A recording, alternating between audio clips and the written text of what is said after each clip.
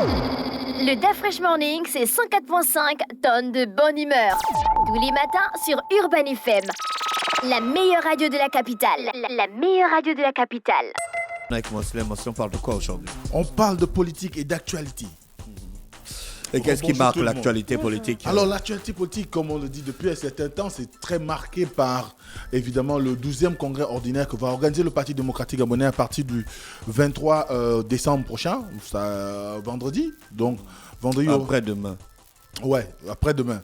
Donc effectivement, c'est ce congrès-là qui occupe quand même une bonne partie de l'actualité nationale. C'est vrai que entre autres, on a l'opposition qui connaît la naissance d'une nouvelle coalition, on en parlera. Mais ce qu'il faut déjà dire, c'est que c'est vrai qu'on a annoncé, on va dire début décembre, la tenue du congrès, 12e congrès ordinaire du PDG, d'ailleurs, qui est baptisé le congrès, j'y arrive, qui est baptisé le congrès de la Renaissance pour un parti démocratique gabonais uni et solidaire. Et ce congrès trouve quand même, à un moment donné, des choses à redire parce qu'il y a un certain nombre de militants qui ne valident pas forcément la formule qui a été choisie par le secrétaire exécutif, notamment le secrétaire général et le distingué camarade président, parce qu'ils estiment que pour eux, tel que c'est présenté, c'est un congrès exclusif. Il n'est pas inclusif, tout simplement parce que quand on regarde un tout petit peu la configuration du congrès, on nous dit que ceux qui devront participer à ce congrès sont ceux qui sont considérés comme membres statutaires. Donc, ça cause problème au niveau des rangs. Pourquoi ça cause problème? Ça cause problème parce qu'un certain nombre de jeunes militants, peut-être, avaient pensé que ce sera une tribune pour ces derniers de pouvoir. Ah, c'est eux qui viennent pour penser dans le pauvre parti. Ils sont militants. Mais il y a des niveaux. Mais le parti appartient aux militants d'abord. Mais les gars qui sont dans la haute sphère du parti ne sont pas des militants. S'ils sont militants. Mais alors? Mais pour eux, ils c'est pas parce que tu es cadre du parti que moi je suis un militant de base que nous, on n'est pas des militants. Mais non, vous êtes des militants. Mais alors, on est tous des militants. Maintenant, quand le parti a décidé que le congrès va se passer de telle manière, pourquoi toi, militant de base, tu te boudes alors que la discipline est l'apanage du bon militant? Mais parce que peut-être qu'il avait des choses à se dire. Ou il pouvait participer d'une quelconque manière à rendre cette fête militante assez intéressante ou encore très belle. Parce que ce qu'il faut savoir, c'est que beaucoup ont entendu, d'ailleurs, la communication que le Parti démocratique fait de ce congrès. Ils disent que le congrès dénommé Congrès de la Renaissance pour un PDG uni et solidaire est vivement attendu par l'ensemble des militantes et militants. Donc, c'est un congrès qui était attendu. Et tu vois que depuis le dernier congrès ordinaire, depuis le 11e congrès ordinaire, il y avait quand même besoin pour les jeunes PDGistes et même le congrès qui avait porté Ali Bongo comme candidat pour le second mandat, depuis, les jeunes militants attendaient qu'il y ait on va dire, une nouvelle célébration du parti. Et surtout que les dernières nominations qui sont faites au parti, on a quand même vu des gens se lever pour dire que le président du parti a décidé des nominations à la marge d'un congrès, donc à la marge d'une assemblée générale qui est l'assemblée devant statut. Est-ce que ce n'est pas prévu par les textes du parti? Je l'avais déjà dit ici que c'était prévu, mais n'empêche que beaucoup ne se retrouvaient pas peut-être dans certaines personnalités qui avaient été nommées. Parce qu'ils ne connaissent pas les textes. Et peut-être que tu as raison, parce que tu rentres dans un parti, tu ne connais pas les textes, et puis c'est toi qui boudes. Parfois, il y a... Non, c'est pas qu'ils boudent, mais ils expriment... Pourquoi ça s'arrête, ça? Ils expriment le besoin de participer pleinement à la vie de ce parti, parce qu'ils sont encartés au PDG. Maintenant, après, comme tu le disais si bien, il faut savoir qu'il y a quand même peut-être une hiérarchie qui fait qu'aujourd'hui, pas peut-être, il y a une hiérarchie au PDG qui fait que lorsqu'on a de telles assises, on peut choisir la forme. Ça peut être une liesse populaire. Peut-être qu'il y aura l'organisation d'un prochain congrès extraordinaire au cours duquel on va convier l'ensemble des militants après avoir discuter en interne avec les premiers sinon les responsables de premier plan. Donc il faut savoir que pour ce congrès, les membres statutaires ou les membres de droit qui devraient participer à ce congrès, on a les membres du secrétaire exécutif, les membres du conseil consultatif des sages, les membres du bureau politique et son comité permanent, les membres les secrétaires provinciaux, départementaux et d'arrondissement, les élus nationaux issus du PDG, les membres du gouvernement militants du PDG, parce qu'il faut savoir qu'il y a des membres du gouvernement qui ne sont pas forcément dans, on va dire, l'organigramme du PDG. Donc, ils ne sont ni MBP, ni MCM, ni quoi que ce soit, mais qui sont membres du gouvernement. Donc, ils peuvent participer. Il y a les membres du Conseil national, les membres des bureaux nationaux de l'UJPDG et de l'UFPDG, les 3 délégués par fédération, dont un issu des partis ou groupes politiques ayant rejoint le Parti démocratique gabonais, vous savez que et les invités. Donc vous savez qu'il y a eu récemment ce qu'ils ont appelé la fusion-absorption et ces membres statutaires, ça rentre en ligne de compte. Ça veut dire que le Parti d'Ndemezo devra envoyer parmi les délégations un membre de ses rangs pour pouvoir plus ou moins le représenter. Ensuite, vous avez également la restauration, les membres de RV. Donc, ces membres... Bouyomeka. Voilà. Ils vont participer aussi à ce congrès. Mais, dans chacune des délégations, ils devront envoyer un seul membre. Donc, à ce moment-là, on voit que le PDG, peut-être par rapport à l'environnement, par rapport au cadre, notre pays, c'est quand même 52 départements, c'est plusieurs arrondissements, c'est plusieurs communes, c'est un bon panel de congressistes qui vont arriver sur Libreville. D'ailleurs, les arrivées seront les communications qu'on a eues, sont prévues dès aujourd'hui et demain. Et tout ce monde qui va se retrouver du côté du jardin botanique. Si on ouvrait peut-être la salle ou encore le site à tout le monde, je crois qu'il y aurait beaucoup de perturbations. Peut-être c'est ce que les cadres ne veulent pas.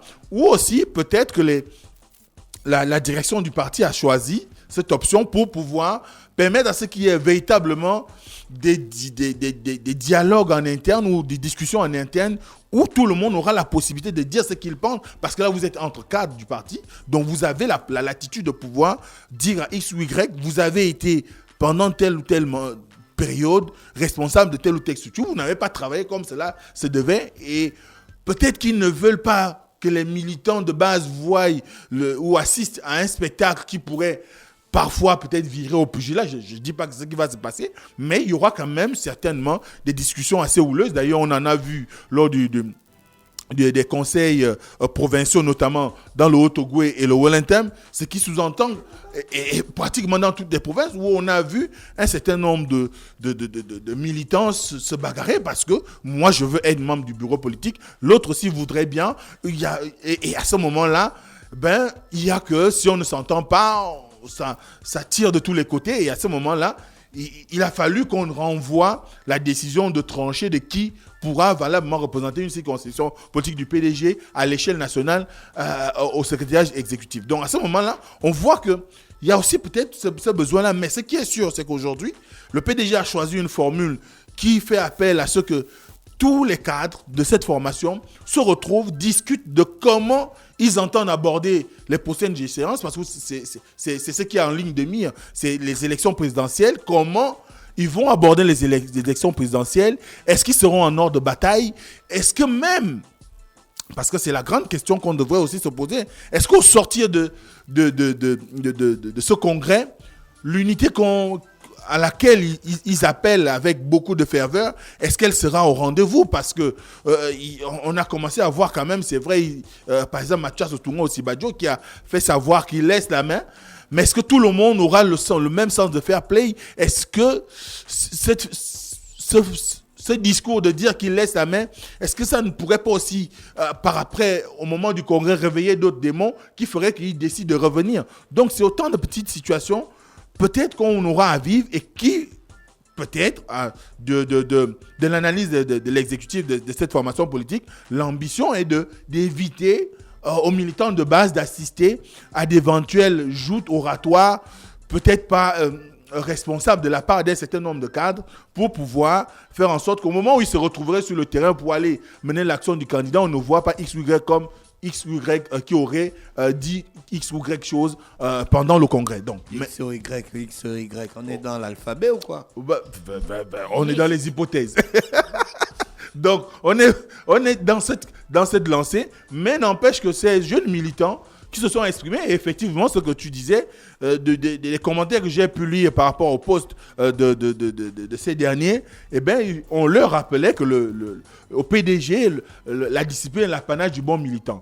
Mais je crois qu'en toute responsabilité, ils sont peut-être alignés désormais sur cette logique qui est une logique qui devrait conduire à ce qu'on soit dans une situation qui favoriserait beaucoup plus la compréhension pour pouvoir faire en sorte que leurs candidats se sentent soutenus. Parce que l'ambition sera évidemment de donner peut-être à Ali Bongo des gages de ce que le PDG sera réellement derrière lui en 2023. Parce que oui, vous vous souviendrez qu'en 2016, il y avait quand même un déficit de confiance entre le Parti démocratique gabonais et un certain nombre de militants parce que de la manière dont le PDG avait été pratiquement coiffé au poteau par un certain nombre d'associations. D'ailleurs, par la suite, on a vu comment le parti a décidé de suspendre ou de décider de faire arrêter les mouvements associatifs en son sein parce que simplement en 2016, les mouvements qui se réclamaient soutien d'Ali Bongo avait pratiquement supplanté l'action politique du PDG sur le terrain. À un moment, on parlerait par exemple de la GEV. Et à un moment donné, on a vu par la suite ce qui en est arrivé. Et pratiquement l'omerta qui s'en est suivi. Pas l'omerta, mais l'engagement assez virulent qui s'en est suivi dans les instants du parti où on a retrouvé pratiquement les membres de la GEV occupés des grandes fonctions au sein du parti.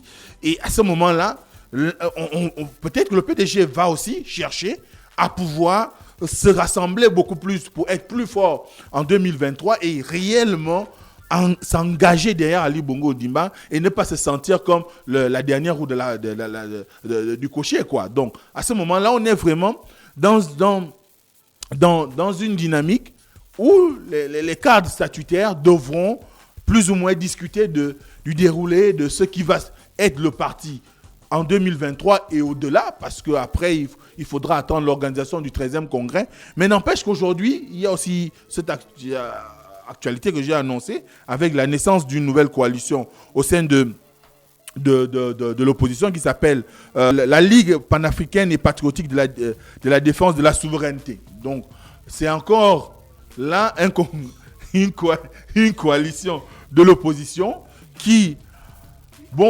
vient d'arriver sur la scène politique nationale. On verra quelle sera l'offre évidemment de cette formation qui réunit entre autres le BPU, le FRG, le Gabon Vert, l'UDS, l'UNAF de Thierry d'Argendieu Kombila, le FPU, le Morena, le RDPG, l'US qui est le parti de Moukani Ouangou, l'USD et EPI. Donc, on verra. EPI, oui. L'école. Non, c'est un parti.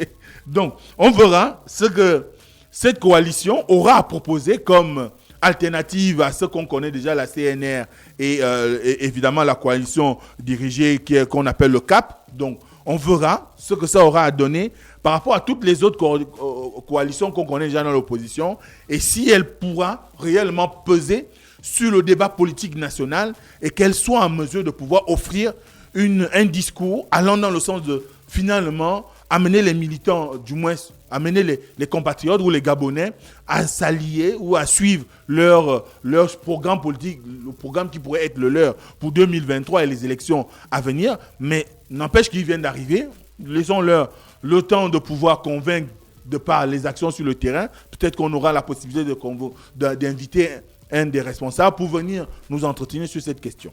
Merci Mosley avec nous ce matin sur les 104.5 Urban FM, la station urbaine dans Luda Fresh Morning. On va avec l'horoscope des auditeurs et on se retrouve demain lorsqu'il sera exactement 7h. Vous allez retrouver René Ruth à 16h pour l'émission Urban Free. Voilà, c'est ça. Restez connectés, à demain. Le Da Fresh Morning, c'est 104.5 tonnes de bonne humeur. Tous les matins sur Urban FM. La meilleure radio de la capitale. La meilleure radio de la capitale.